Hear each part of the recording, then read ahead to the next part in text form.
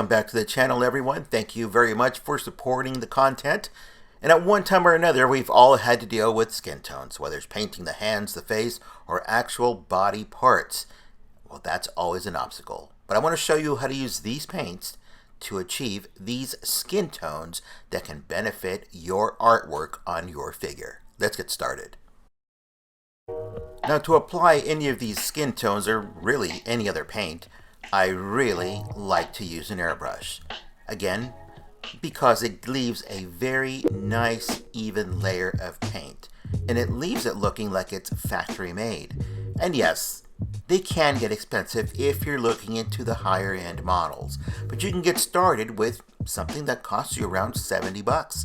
Which is about the price of 3 action figures. So if you can hold out on 3 brand new action figures, this one airbrush will really set your work apart in the end. So consider that. Even if you get a used one off of eBay somewhere for 30 or 40 bucks. Yes, you may have to invest in a compressor, but you can also invest in one that's already all-in-one unit.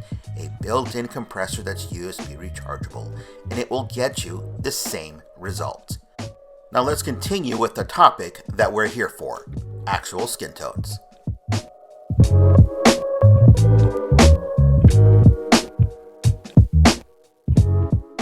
Now if you're thinking you have to invest a lot of money into paint, well, that's not necessarily the case. If you just want to concentrate on actually painting skin tones, you only need 5 colors. And you can start off with the inexpensive brand of paint, but you'll find that you'll want to go to the actual quality paint. Now, inexpensive is something like this, and these are probably maybe $1, maybe $2, and they're okay for practicing, but they fade, they crack, and they just are not durable as these. Vallejo Premium Paint sells really nice paint, and of course there's Citadel and many other brands that can then get very expensive. These will set you back at least maybe $12 to $15 a bottle. But the actual look, the durability, and the flexibility of these in particular are meant for different surfaces.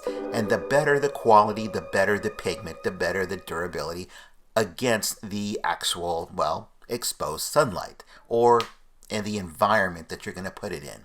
So it doesn't matter what you're painting, resin or porcelain or metal or whatever it is, these quality paints, whichever one you decide to use, will give you a better durability and a better paint job than the less expensive ones.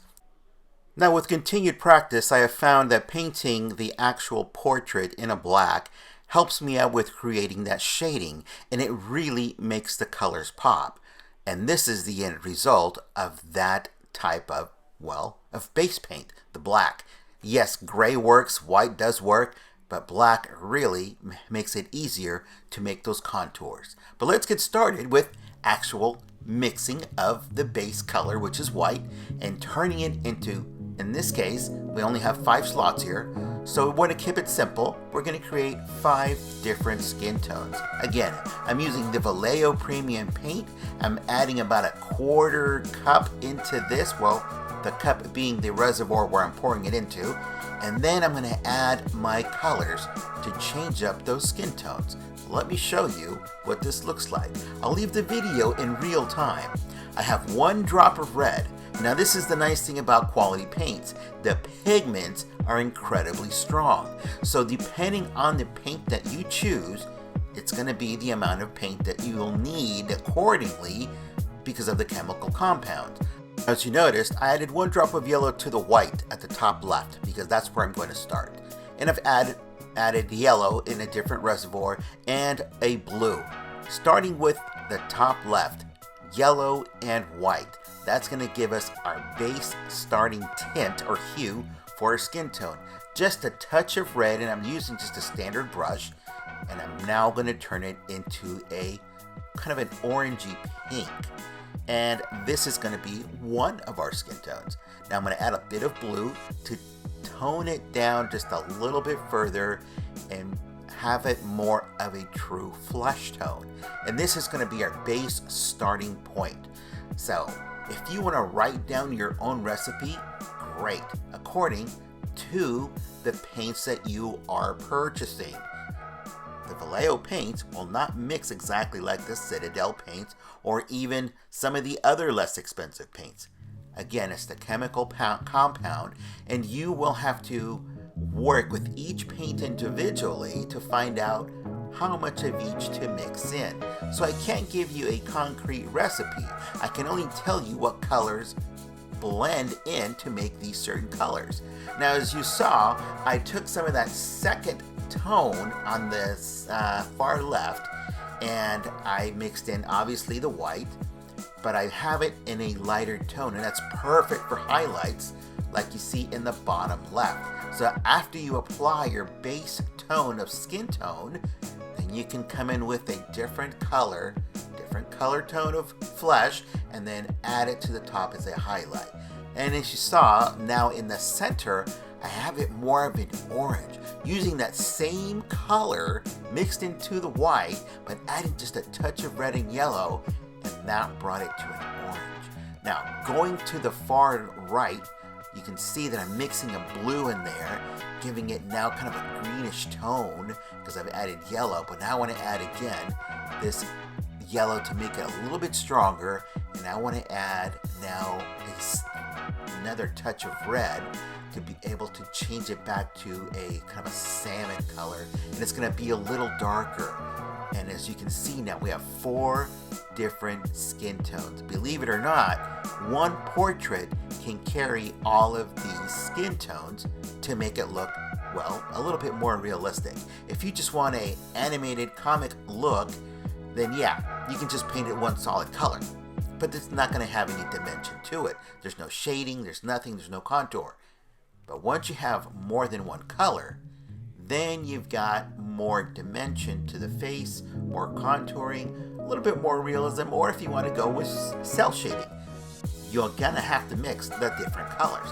Now on the far right, and I'll leave this again in real time, and now I'm going to change this to a darker skin tone. So you can use it for shading, or you can use it for an African American character. So this is nothing more than remixing the same colors in different quantities, and because we want to turn it to a dark brown or a light brown, that's going to depend on what you need. You're going to use reds and you're going to use blue. And yes, if you've got the color all ready to go, then perfect.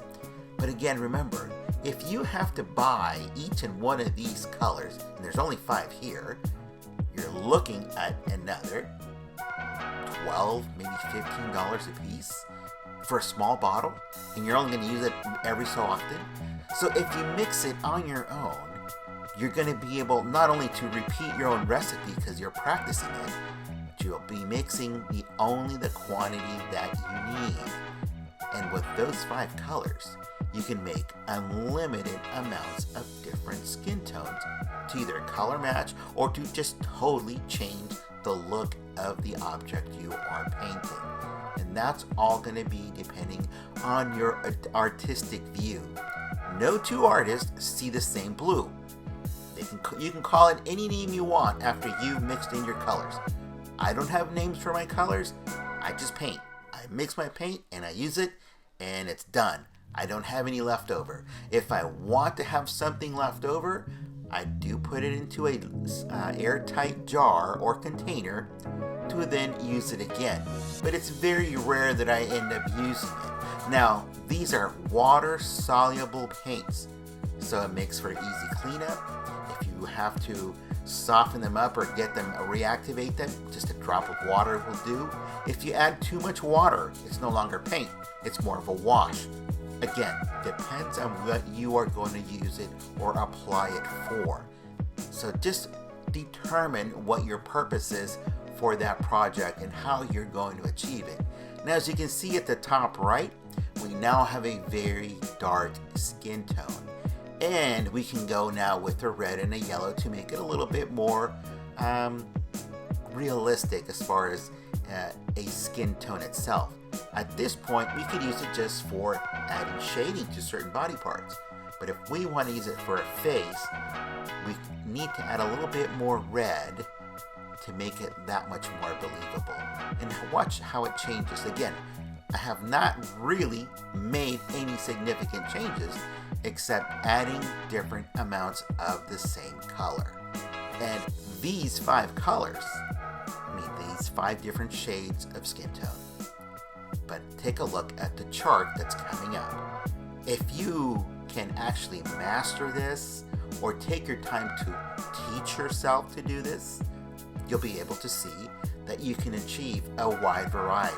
Now, somebody mentioned in one of the Facebook groups, well, you make it look so easy. That's only because I practice it over and over and over. The more you repeat your own process, the easier it is for you to remember. And guess what? You're going to save at least $70 or more. Well, depending on the brand paint that you purchase. But look at the wide variety of skin tones.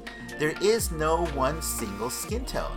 And if you look at your face in the mirror, you're probably going to see a good multitude of these tones just in your face alone. So if you're working on a small figure, yes, it's going to be very tiny. But the more colors you can actually add for the different tones of the different facial features, it's going to look that much better. Otherwise, it's going to look cartoony. So that's what I used to create this. Those tones are in this portrait. And this is what took me a while to actually not master, because I'm still not a master of it, but actually get a hold of this process correctly. And the more I do it, the more I enjoy it, the easier it is every single time. And I don't have to sit there and count how many drops. I mix it to what my eye sees is correct.